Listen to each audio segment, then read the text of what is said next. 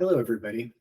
I wanted to spend a few minutes talking to you about demand analytics. I think probably the most important thing you can track as a brewery is what your customer demand is. That'll tell you how you're performing, how much money you're making, what you should brew next, and also help you establish your strategies going forward. I think what some breweries struggle with is they have different pieces of their customer demand in several different systems. A lot of times they'll have their taproom demand in a point of sale system, and then maybe their wholesale demand in more of an ERP or an accounting system. And it becomes very difficult to blend those two together to get a full picture of what your customer demand is. What I want to show you in a few minutes here is a possible solution in order to see a one-stop shop for all customer demand. This will show how well we're performing across several different metrics. We'll be able to see different segments of our business, whether it's a beer or a customer, and how well they've been doing. And then we can also see what our most recent period has looked like, but also compare that to trends over time. So on my screen right now, we're in the Tableau cloud system that all these dashboards would be saved in. And this dashboard is hitting the transformed data that has information from both the taproom and the wholesale for a business. This is sample brewery data we're looking at. Let me take a minute to orient you on what you're looking at on the dashboard, and then we'll walk through how you could use this to gain some insights. Along this top section up here, we're able to choose different periods we want to compare against each other. In this example, we're comparing January and February this year versus January and March through last year. Sometimes it's important to compare unlike periods of time.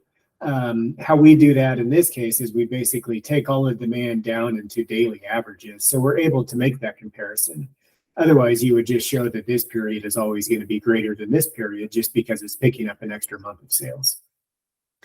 Along the top, we have a few other dashboards and parameters we can play with. Right now, this is showing sales dollars on the main visuals, but we could also show margin dollars. And if we wanted to filter on an individual customer or product group, we'd also be able to do that. On this next line, we're looking at some of our main metrics that we're tracking. We have sales, margin percent, margin dollars, and then volume. Volume in this case is the number of transactions any day.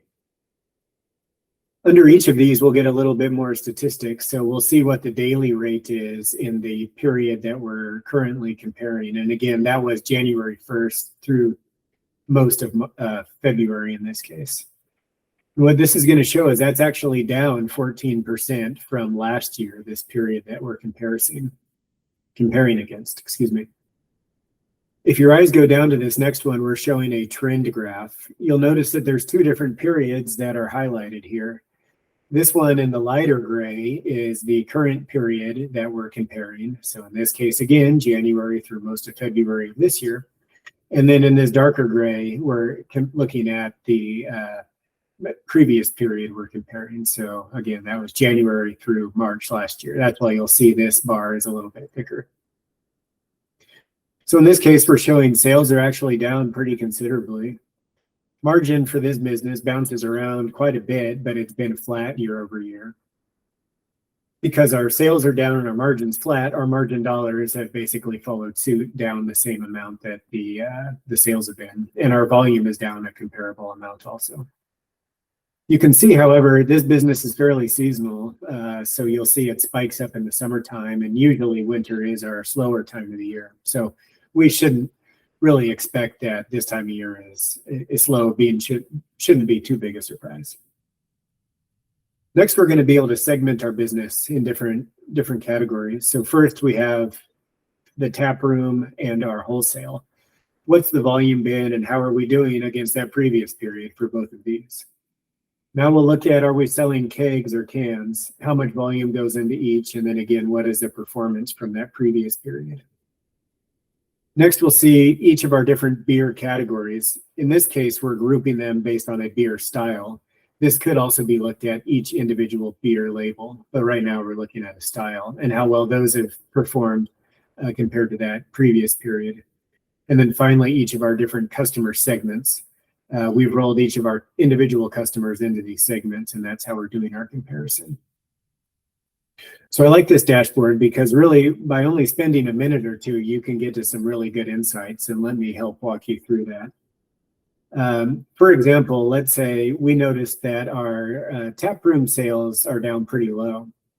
If we wanted to drill into that, if we clicked on tap room here, you'll notice that all the other visuals will now render according to be filtered just on the tap room. So it happened kind of quick, but all these different trend graphs are now showing just tap room sales. We have kegs, so in this case, that would be draft beer or cans. And then we have all of our different beer styles. So we can see, for example, our two IPAs are actually really hurting us the most when it comes to tap room sales. I'm going to back out of that and let's look at a different example. So let's say we wanted to look at hazy IPAs overall.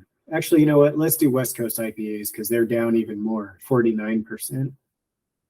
If we were to highlight there, now you'll see everything render accordingly. This shows we're down a similar amount between both taproom and wholesale, but our cans are really down a deep amount from the prior period. And we'll see our can sales are down both in taproom, and then it looks like previously we've sold quite a few cans to restaurants, and those are down considerably, about 70%. Those might be something we would want to look into more into individual customers who were buying cans of West Coast IPA last year that aren't this year. And in subsequent dashboards, we would be able to dive into that level of detail. Okay, so that was our demand summary dashboard. I like that one for a few different reasons. I guess one of which is just the fundamental idea of taking data out of two different systems and combining it together. So now you don't have to log into your point of sale system and then also log into your wholesale system and try to remember what's going on there. We're able to bring it all into a singular data source and then present that data to you.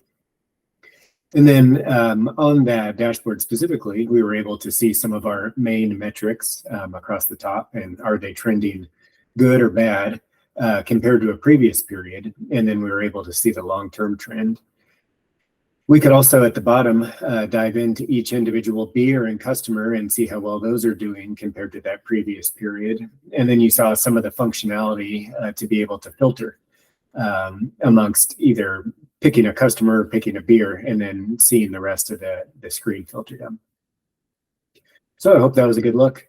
If you have any questions on that, and more importantly, if you'd like to see some of your own data in a dashboard like this that would be updated on a daily basis, so you always are up to date with what your demand looks like, please contact me.